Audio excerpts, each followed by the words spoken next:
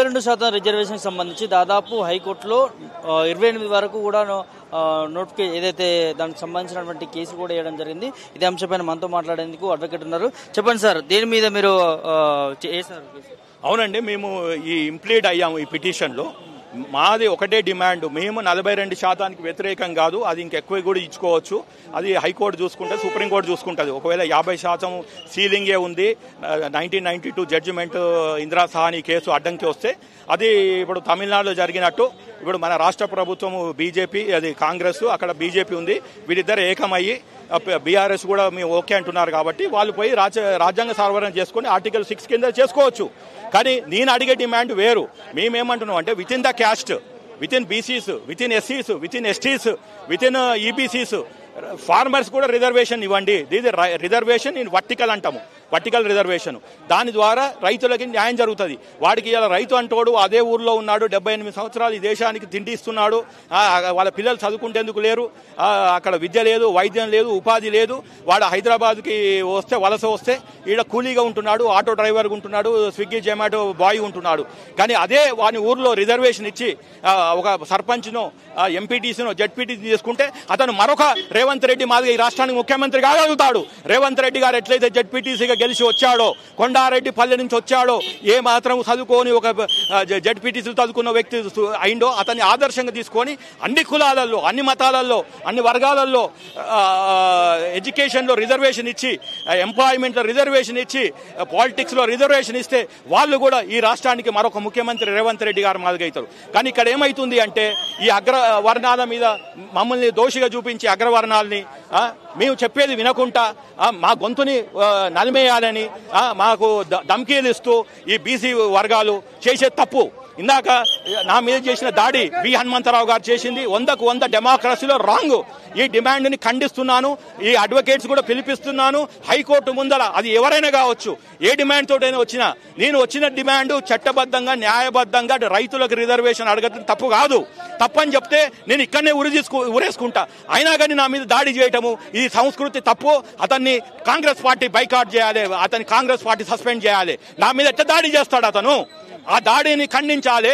Congress party immediate గా తను suspend చేయాలి, లేకుండా నాకు బేరసత్తుగా క్షమాపణ చెప్పాలి. My demand పాదూర్ Srinivasa Reddy advocate fighting for demand for farmers reservation కొట్లాడుతుంటే high court ముందర ఈ దాడిని కాంగ్రెస్ పార్టీ సమర్థిస్తుందా అడగాలి. Thank you. ఏమో తెలియదు అతనికి. ఏంటంటే రెడ్ల కంటే మొదటి నుంచి కోపము, ఏమి రాబాయ్ అని మాట్లాడుతుండు. వాళ్ళ వల్లనే కాంగ్రెస్ పార్టీకి చదువుకున్న వాళ్ళు దూరం అయినరు, చదువుకున్న వాళ్ళు అగ్రవర్ణాలు దూరం అయ్యి ఈ రోజు ఆ రోజు కూడా అంతే రెడ్లని దగ్గర రానియకుంటే రాజశేఖర రెడ్డి వచ్చినాకనే మాది కాంగ్రెస్ పార్టీ బట్టగట్టింది. సేమ్ మళ్ళీ రేవంత్ రెడ్డి వచ్చినాకనే బట్టగట్టింది. వీళ్ళు అర్థం చేసుకుంటలేరు. రెడ్లేమో తిరగాలి, వాళ్ళు డేకుతూ పాదయాత్రలు చేస్తూ చేయాలి. పదవి వచ్చి అన్నాకనేమో వీళ్ళు ఇప్పుడు ఎంతమంది కాంగ్రెస్ పార్టీకి దూరం అయినరు? ఎవరు దూరం అయినరు? రెడ్లు దూరం కాలేదు, ఓన్లీ బీసీలు దూరం అయినరు. కాబట్టి నేను లెక్కలు తీస్తే ఐఎమ్ హైలీ ఎడ్యుకేటెడ్. నేను ఒక ఇంజనీర్ని, MBA, BTech, LLB, LLM and PhD. కాబట్టి నేను చెప్పేది వాస్తవాలు ఉన్నాయి. ఈ అగ్రవర్ణాలని ఒక బూచిగా చూపించి ఫార్మర్స్కి రిజర్వేషన్ ఇవ్వద్దని నేను చెప్పేది. లార్జ్ ఫార్మర్స్ కాదు, ఓన్లీ చిన్న కారు రైతులు 2 ఎకరాలు 2.5 ఎకరాలు ఉన్న ఫార్మర్స్కే రిజర్వేషన్ ఇవ్వమంటున్నాను. అది వాళ్ళ కులంలో ఇవ్వమంటున్నా. ఇప్పుడు దాన్ని ఎట్లా హనుమంతరావు గారు సమర్థించారో నాకు అర్థం కావట్లేదు. ఆయన ఒక ప్రజాప్రతినిధి, జాతీయ పార్టీలో ఉంటాడు, 3 సార్లు ఎంపీగా ఉంటాడు. ఫార్మర్స్కి రిజర్వేషన్ అని ఆయనకు అకలు రాలేదు, నాకు వచ్చింది.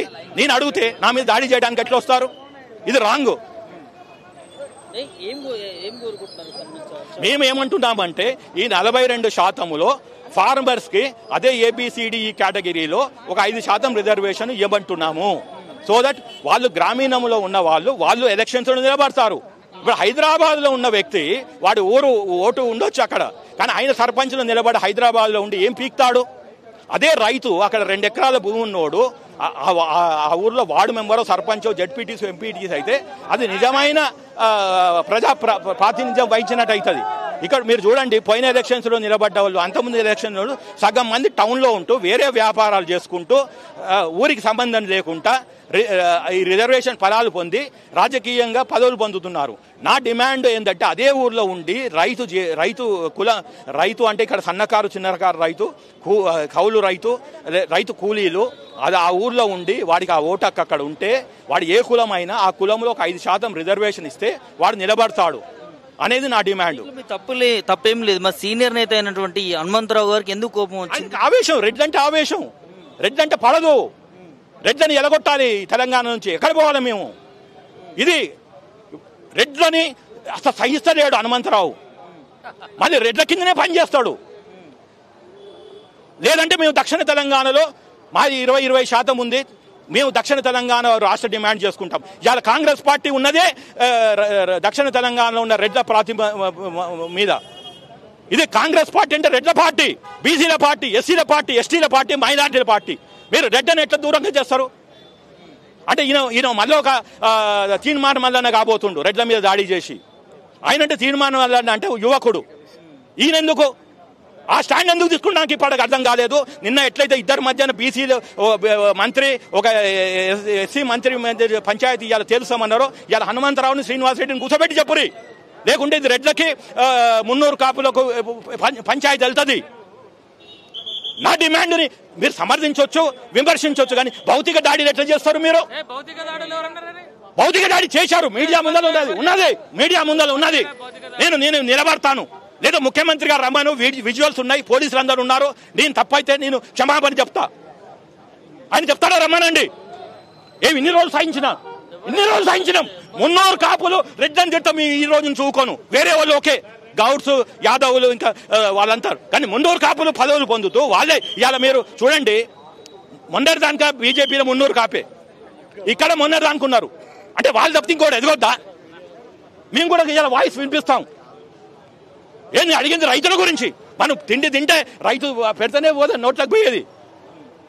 నేను నా గురించి అడుగుతలేను, మా రెడ్లలో ఉన్న రైతుల గురించి అడుగుతలేను, పెద్ద రైతుల గురించి అడుగుతలేము. ఇవాళ మేము సీలింగ్లో ఈ దేశానికి భూములు ఇచ్చినాం, ఆ త్యాగం చేసినాం, ఇవాళ కూడా చేస్తాం. ఈబీసీలో ఎకనామికలీ బ్యాక్వర్డ్ కాస్ట్లో ఉన్న రెడ్లలో కూడా రైతులు ఉన్నారు, వాళ్ళకి ఇవ్వమంటున్నాం. మీరు సమగ్రంగా ఆలోచించకుండా పెద్దరికం అనేది లేకుండా నా మీద ఎట్లా దాడి చేస్తారు? ఆయన అయ్యదంటే ఆయన ఏం చదువుకున్నాడు అని. నేను ఒక ఇంజనీర్ని, ఎంబీఏని, ఒక సీనియర్ అడ్వకేట్ని, నా మీద దాడి చేయడమే ఎంత మటుకే. ఆయనకి కాంగ్రెస్ పార్టీ ఆయన చదువును దూషించిందా? ఆయన కులాన్ని దూషించింది. తర్వాత ఇంకొకరిని ఏమన్నా లీడర్ని తయారు చేయగలిగింది అతను?